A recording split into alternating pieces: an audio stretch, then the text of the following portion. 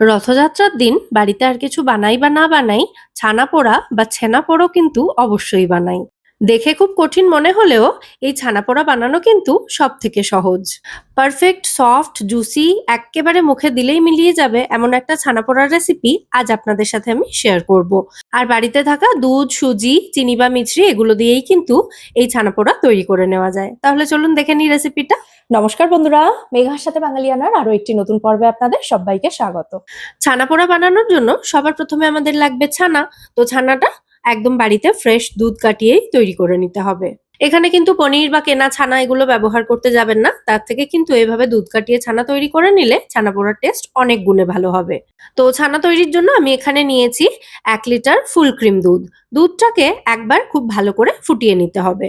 খুব বেশি সময় দিয়ে ফোটানোর কিন্তু দরকার নেই, জাস্ট একবার এরকম ফুটে উঠবে, তারপরেই গ্যাসের ফ্লেমটা অফ করে দেবেন। তবে এই ফুটন্ত গরম দুধের মধ্যে কিন্তু লেবুর রসটা দিয়ে দেব না। দুধটা 3 থেকে 4 মিনিট এভাবেই রেখে দেবো গ্যাস বন্ধ অবস্থায়, যাতে ধোঁয়া ওঠা গরম ভাবটা দুধের মধ্যে থেকে একটু কম হয়ে যায়। তারপর এর মধ্যে লেবুর রস দিয়ে দুধটা কাটিয়ে ছানা তৈরি করে নিতে হবে। খাবারটার নামই যখন ছানা পোড়া, তখন ছানার কোয়ালিটিটাও কিন্তু এর জন্য ভীষণভাবে ম্যাটার করে। এইভাবে দুধটা যদি ধোঁয়া ওঠা গরম ভাবটা কমিয়ে নিয়ে তার মধ্যে লেবুর রসটা দিয়ে দুধটা কাটিয়ে নেওয়া হয়, তাহলে কিন্তু ছানাটা সফট হবে। আর তাতে মিষ্টির টেক্সচার এবং টেস্ট দুটোই কিন্তু ভালো হবে। তো 1 লিটার দুধ কাটাতে আমার এখানে 1.5 খানা পাতিলেবুর রস প্রয়োজন হয়েছে। দুধটা সম্পূর্ণ কেটে গিয়ে ছানা আলাদা হয়ে গেলে ছানাটা আমাদের জল ঝরিয়ে নিতে হবে। তবে ছানার এই জলটা কিন্তু ফেলে দেব না। এই রেসিপিতেই এই ছানার জলটা আরেকটু লাগবে। আর তাছাড়া এই ছানার জলে কিন্তু প্রচুর পুষ্টিগুণ থাকে। এটা আপনারা ঠান্ডা করে এটা এমনিই খাওয়া যেতে পারে, অথবা এটা দিয়ে শরবত বানিয়ে খেতে পারেন। অথবা এই ছানার জলটা আটা মাখার কাজেও ব্যবহার করা যেতে পারে, যেটা দিয়ে রুটি কিন্তু ভীষণই সফট হবে। যাই হোক, ছানার জলটা ঝরিয়ে নেওয়ার পর এবার একটা মিক্সার জারে আমি নিয়েছি 50 গ্রাম মিছরি, আর তার সাথে একটা ছোট এলাচ নিয়েছি। এগুলোকে একসাথে গুঁড়ো করে নেব। এদিকে ছেঁকে নেওয়া ছানাটা একটা বাটির মধ্যে নিয়ে এটাকে স্প্যাচুলার সাহায্যে খুব ভালো করে একটু মথে নিচ্ছি। আপনারা চাইলে হাত দিয়েও মেখে নিতে পারেন এটাকে। ছানাটা যাতে কোনো জায়গা থেকে দলা হয়ে না থাকে, তার জন্যই এটাকে প্রথমে ভালো করে মেখে নিয়ে তারপর এর মধ্যে গুঁড়ো করে রাখা মিছরি এবং এলাচটা দিয়ে দিতে হবে। সাথে দিয়ে দিতে হবে 2 চামচ পরিমাণে সুজি। এরপর সমস্ত উপকরণ একসাথে চামচের সাহায্যেই আমি খুব ভালো করে মিশিয়ে নিচ্ছি।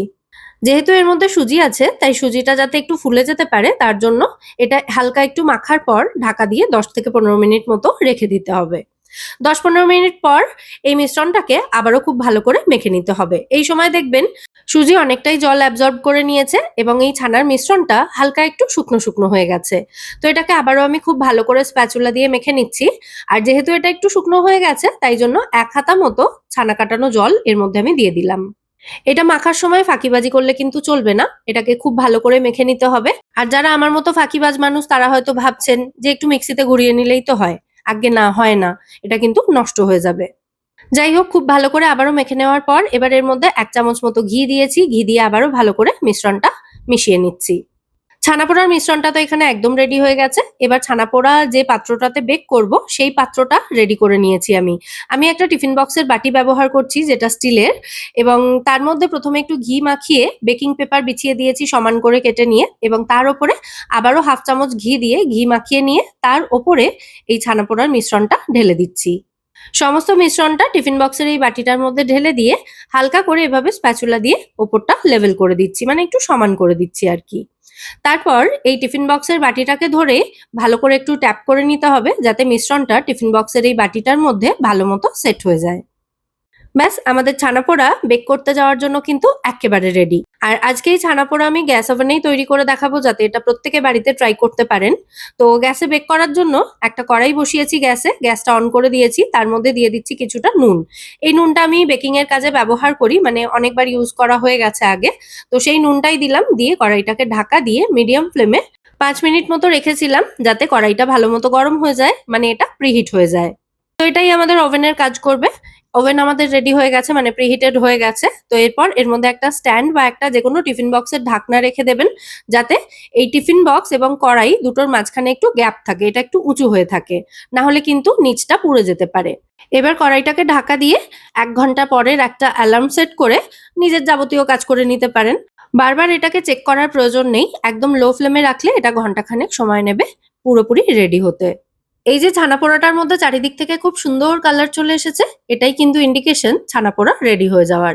তো টিফিন বক্সটাকে কড়াই থেকে বের করে নিয়ে আমি বেশ খানিকক্ষণ রেখে দিয়েছিলাম, প্রায় আধ ঘন্টা 40 মিনিট মতো রেখেছিলাম, যাতে এটা একটু হাতে ধরার মতো ঠান্ডা হয়ে যায়। এটা কিন্তু এখনো গরম, মানে এটা ঠান্ডা হতে বেশ খানিকটা সময় লাগে।